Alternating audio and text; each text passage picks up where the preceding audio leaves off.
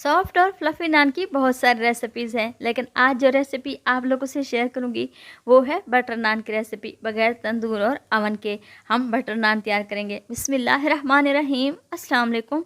लाखों करोड़ों दरूद व सलाम नबी करीम सल्लल्लाहु अलैहि वसल्लम पर और उनकी आल पर। मैं हूँ अनाबिया और वेलकम करती हूँ आपको अपने यूट्यूब चैनल चटखारे पकवान में। आज हम बनाने जा रहे हैं बाज़ार में बनने वाले बटर नान की रेसिपी, वो भी बगैर तंदूर और अवन के। हम इसे तवे पर बनाएंगे बहुत ही सिंपल और इजी तरीके से। तो वीडियो को आप लोग ने एंड तक देखना है। अगर वीडियो अच्छी लगे तो लाइक भी कर दिया करें और अपनी फैमिली और फ्रेंड्स में भी शेयर किया करें और चटखारे पकवान को भी सब्सक्राइब कर लिया करें। तो चलते हैं हम अपने किचन में और अपनी ये आज की मज़ेदार सी रेसिपी बटर नान बनाना स्टार्ट करते हैं। तो मज़ेदार से बटर नान तैयार करने के लिए मैंने यहाँ पर एक मिट्टी का बर्तन ले लिया है जिसमें मैं आटा गूंदूंगी और अब मैं इसमें शामिल करूँगी 2 कप के बराबर आटा। ये घर वाला आटा है, आप इसकी जगह मैदा भी ले सकते हैं।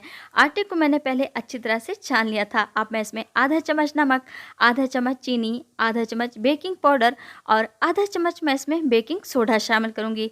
3 चम्मच के बराबर कुकिंग ऑयल का इस्तेमाल करूँगी, आप इसकी जगह घी भी इस्तेमाल कर सकते हैं। और 2 चम्मच के बराबर मैं इसमें लेमन जूस शामिल कर रही हूँ। लेमन जूस शामिल करने के बाद मैं इसको हाथों की मदद से अच्छी तरह से मिक्स कर लूँगी। और अब यहाँ पर मेरे पास 1 कप के बराबर उबला हुआ और ठंडा दूध मैं इसमें बाद में शामिल करूँगी। पहले इसको हाथों की मदद से आटे को अच्छी तरह से मिक्स कर लूँगी ताकि घी वगैरह इसमें अच्छी तरह से मिक्स हो जाए।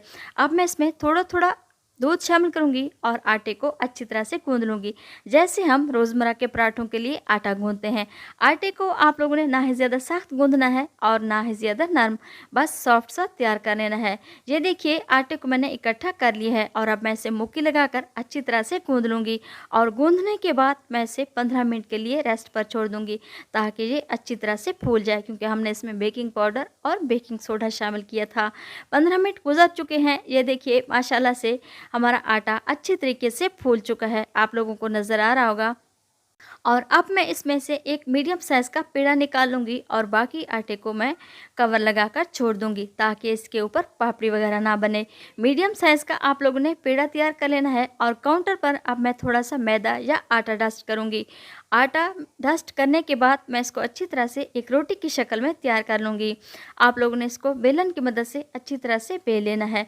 अगर आप लोग मेरे चैनल पर नए हैं तो प्लीज़ आप मेरे चैनल को सब्सक्राइब करें और बेल आइकन को भी प्रेस करना ना भूलिएगा ताकि मेरी हर आने वाली वीडियो आप लोगों तक सबसे पहले पहुंचती रहे। ये देखिए मैंने रोल पिन की मदद से इसको अच्छे तरीके से रोटी को तैयार कर ली है। मीडियम साइज़ की रोटी तैयार कर लें।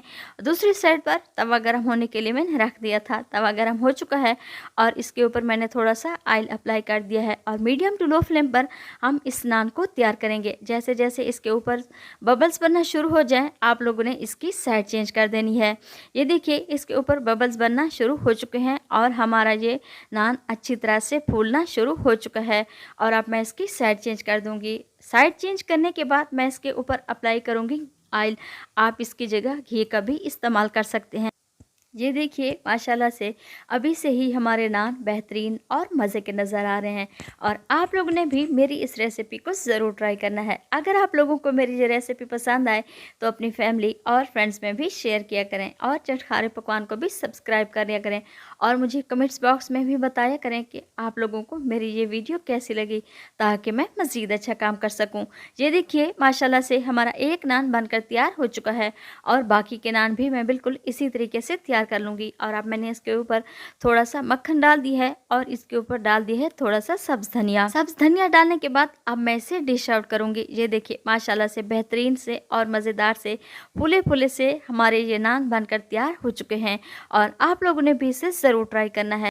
अब मैं आप लोगों को तोड़कर दिखाती हूँ। बिल्कुल मक्खन की तरह नरम मुलायम तैयार हो चुके हैं। तो आप लोगों ने इसे ज़रूर ट्राई करना है। अपने घर वालों के लिए तैयार करें या फिर अपने बच्चों के लिए, वैसे भी बच्चे नान बहुत ही शौक से खाते हैं। तो आप लोगों ने भी मेरी इस रेसिपी को ज़रूर ट्राई करना है। तो मिलते हैं हम अगली रेसिपी में। अल्लाह ताला आप खुश रखे, अपने हिफ्ज़-ओ-अमान में रखे। अल्लाह हाफिज़।